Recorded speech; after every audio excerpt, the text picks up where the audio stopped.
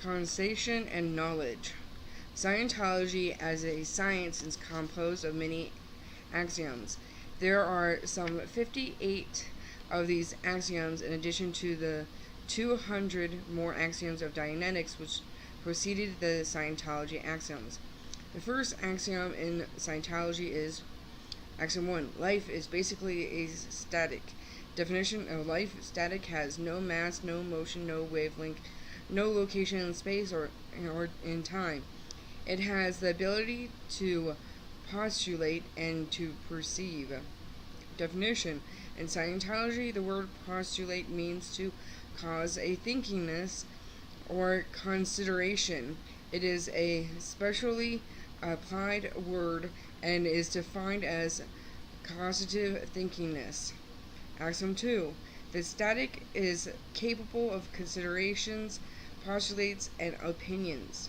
Axiom 3. Space, energy, objects, form, and time are the result of considerations made and or agreed upon or not by the static and are perceived solely because the static considers that it can perceive them.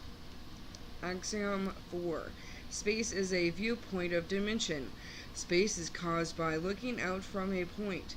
The only actuality of space is the agreed upon consideration that one perceives through something, and this we call space. Axiom 5. Energy consists of postulated particles in space. One considers that energy exists and that he can perceive energy. One also considers that energy behaves accordingly to certain agreed upon laws. These assumptions or considerations are the totality of energy. Axiom 6. Objects consist of grouped particles and solids. Axiom 7. Time is basically a postulate that space and particles will persist. The rate of their persistence is what we measure with clocks and the motion of heavenly bodies. Axiom 8. The apparency of time is the change of position of particles in space. Axiom 9. Change is the primary manifestation of time. Axiom 10. The highest purpose in the universe is the creation of an effect. These first 10 axioms of Scientology are the most fundamental truths by which we mean commonly held considerations. Here we have thought and life in the physical universe in their relation to one to the other. Regardless of further considerations, ideas, assumptions, and conditions, there lies beneath them these first 10 truths. It is as though one had entered into an honorable bargain with fellow beings to hold these things in common.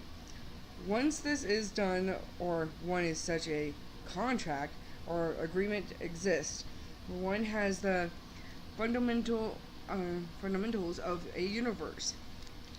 Specialized considerations based on the above make one or another kind of universe. The physical universe which we see around us and in which we live was created on the fundamentals without regard to who created it. Its creation was agreed upon. In order to perceive it, one must agree that it exists. There are 3 classes of universes. There is first, foremost, and most evident the physical universe of spaces, stars, suns, land, sea, air, and living forms. Then there is the other fellow's universe, which may or may not be agreed upon by his associates. This he holds to himself. The phenomenon of this universe is included in the field of the mind, as described earlier. Then listed here, last here, but first perceived, is one's own universe. The phenomenon of universe is an interesting one, since one's own universe can be overwhelmed by the universes of others. These in Scientology we call fallacies. Fallacies and universes are the same thing, essentially. For example, one while living in the physical universe can be overpowered by the universe of, let us say, Father, while one still retains his own balance or identity. One is yet acting or thinking or suffering or feeling somewhat like Father, even though one is by oneself. There is an additional apparent beingness. Although Father is absent, his commands are still present. Thus, we get such things as duty, obedience, training, and even education. Each one of these is caused by some part of another universe to a greater or lesser degree. Regardless of how one reaches the two universes, he still remains in some degree himself. It is the effort of many to struggle against universes or balances.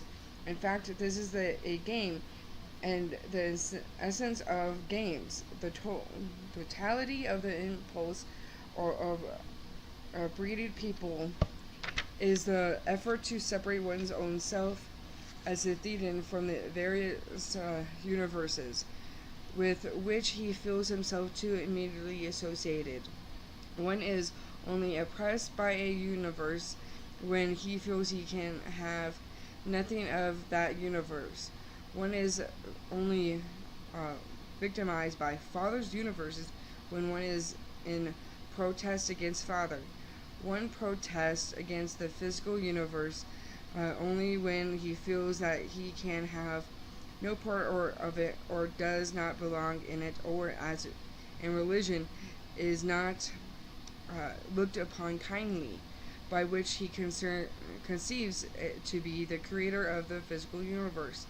There is a basic law about universes. The postulates of the creator of any universe are the postulates of work, or postulates which work in that universe. Thus, one may feel uncomfortable in the universe of another. Universes, as considered in games earlier, could be considered the playing fields of life. One plays willingly or one plays unwillingly. When one begins to play unwillingly, he is apt to discover himself victimized by and terrorized into the universe of some game. It is against this phenomenon that a person protests. Consider the matter of a jail. On the surface, it is as Voltaire discovered. A jail provides food and shelter and leisure time. This would seem to be the ambition of many people, but jail provides as well restriction without one's consent. The only difference between being in jail and being the king in a castle, so far as liberty is concerned, is one's own desire in the matter and one's own ability to command one's environment. As a king in a castle, one would be causative. His will, statement, thinkingness would be an effect upon others. Being in jail, one is an effect in that the thinkingness of others finds him its target. We have, in terms of universes, the most rudimentary example of cause and effect. We must, however, assume, because it's so evident, that an individual only gets into traps and circumstances he tends to get into. Certain it is that, having gotten into such a position, he may be unwillingly to remain in it. But a trap is always preceded by one's own choice of entrance.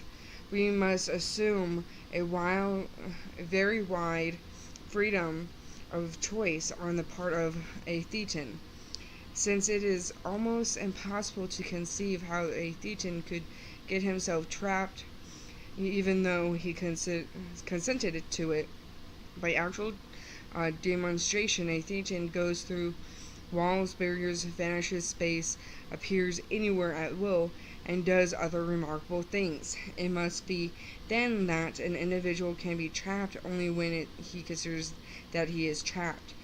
In view of the fact that the totality of existence is based upon his own considerations, we find that the limitations he has must have been invited to him. Otherwise, they could not be eradicted by an individual under processing, since the only one who is present with the particular or pre-clear is an auditor, and past associates of the pre-clear, while not present, do desensitize under auditing in the pre-clear's mind. Therefore, it must have been the pre-clear who kept them there. The pre-clear, by processing, can resolve all of his difficulties without going and finding other persons and consulting other universes. Thus, the totality of entrapment, variation, even injury, torture, insanity, and other distasteful items are basically considerations a Thetan is making and holding right now in present time. This must be the cause, since time itself is a postulate or consideration of his own part. The greatest philosophical claimer or quarrel has been waged around the subject of knowledge, and there is nothing preposterous on the subject of knowledge that cannot be found in the philosophical text. The superiority and ancestry of Scientology depends upon the fact that it has transcended this philosophical quarrel on the subject of knowingness, and Scientology contains in itself basis of knowledge. By knowledge we mean assured belief, that which is known in information, instruction, enlightenment, learning, practical skill. By knowledge we mean data, factors, and whatever can be thought about or perceived. The reason why knowledge has been misunderstood in philosophy is that it is only half the answer. There is no alliance to knowledge. By definition, knowledge is what is perceived or learned or taken from another source. This patiently then means that potentially then means that when one learns, he is being in effect. We see in Axiom 10 that the highest purpose in the universe is the creation of an effect. This is a direct consideration of contradiction to knowledge. Although one, of course, can know how to create an effect. Opposed to knowledge, we have the neglected half of existence, which is the creation of knowledge, the creation of data, the creation of thought, the causative consideration, self-involved ideas, as opposed to ideas otherwise involved. The reason Scientology is such a fascinating study is that it takes apart the other fellow's ideas and permits one to create some of his own. Scientology gives us the common denominators of objects, energies, spaces, universes, livingness, and thought itself. There is cause and effect. Cause can be defined as emanation. It could be defined also for purposes of communication as self-point. If you consider a river flowing to the sea, the place where it began would be the source point, or cause, and the place where it went into the sea would be the effect point, and the sea would be the effect of the river. The man firing the gun is cause, the man receiving the bullet is effect.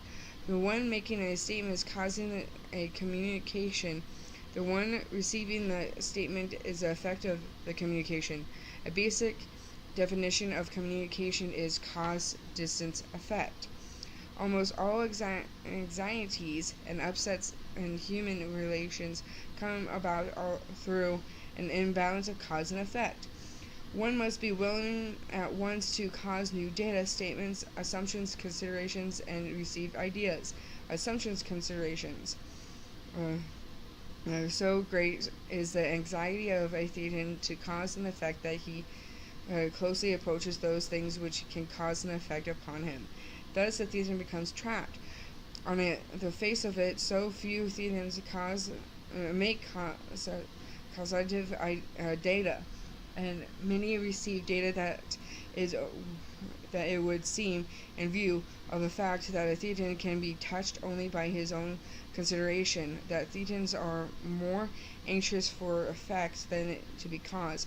However, this is not true in practice. In a game, one seeks to cause an effect and receive no effect. It is learned under close experiment that there is nothing to thetan actually disdains on a fact level.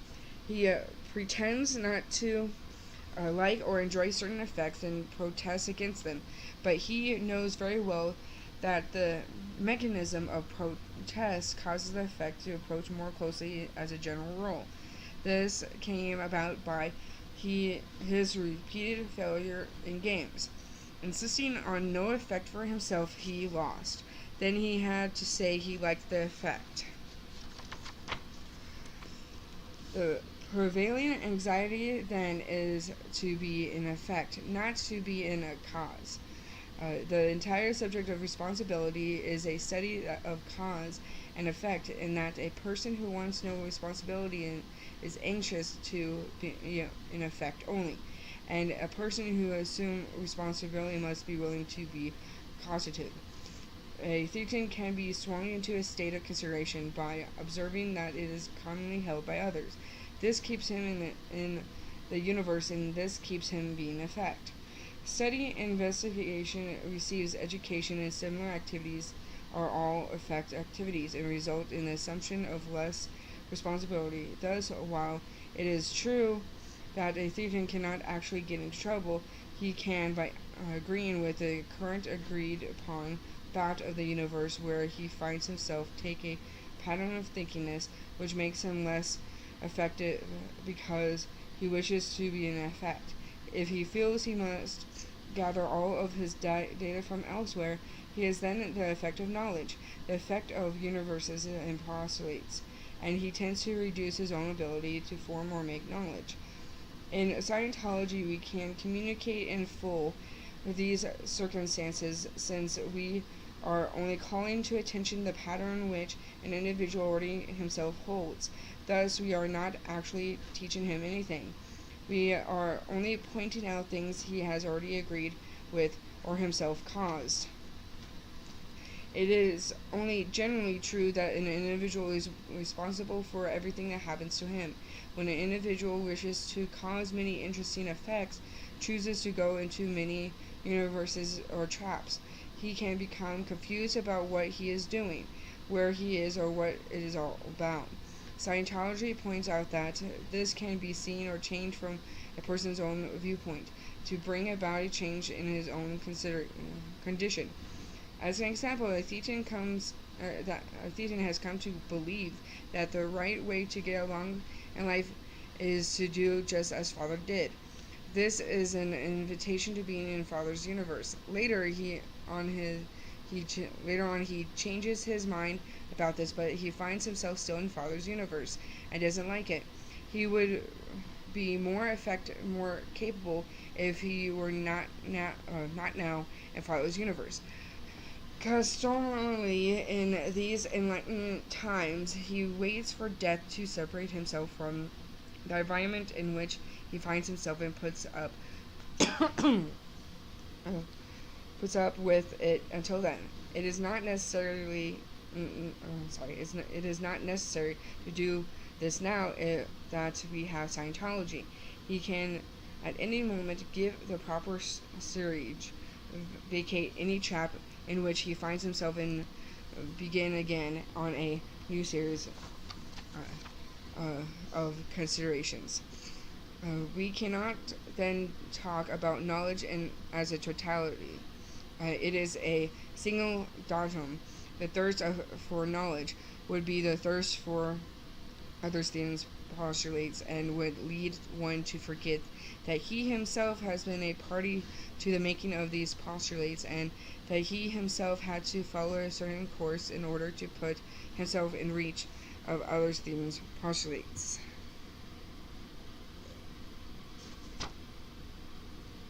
because one is the effective knowledge, the cause of data, considerations, or facts to come into existence separates one in distance from being an effect.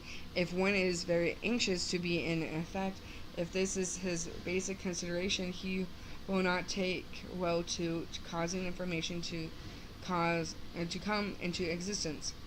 But in order to get him out of the traps in which he finds himself, it is necessary to some degree that he do so. Causing few barriers or traps, the individual then loses a control over barriers or traps, wishing to be a no effect. Of course, he does lose control of barriers and traps, otherwise he cannot be entrapped by them. The thing to do to free him from a trap is to find what parts of the trap he himself is willing to create, own, or have, or possesses. This places into barriers which can be spaces, energy, movement, or obstacles under his control, and his postulating that he can have or possesses this, or that causes him to be willing to be occupy the trap. The moment that this occurs, he is no longer in the trap, or even if he is still in it to some degree, he does not object to it and can leave it when he wishes. Civilization and savagery. The way to paralyze a nation entirely and to make it completely ungovernable would be to forbid education of any kind within its borders and to inculcate into every person within it the feeling that he must not receive any information from anybody about anything. To make a nation governable, it is necessary to hold a kindly view of education and to honor educated persons and measures. To conquer a land, it is not necessarily effective to overwhelm it with guns. Once this is done, it is necessary to apply educative measures in order to bring about some sort of agreement among the people themselves, as well as between the conqueror and the subdued. Only in this way could one have a society, a civilization, or, as we say in Scientology, a smoothly running game.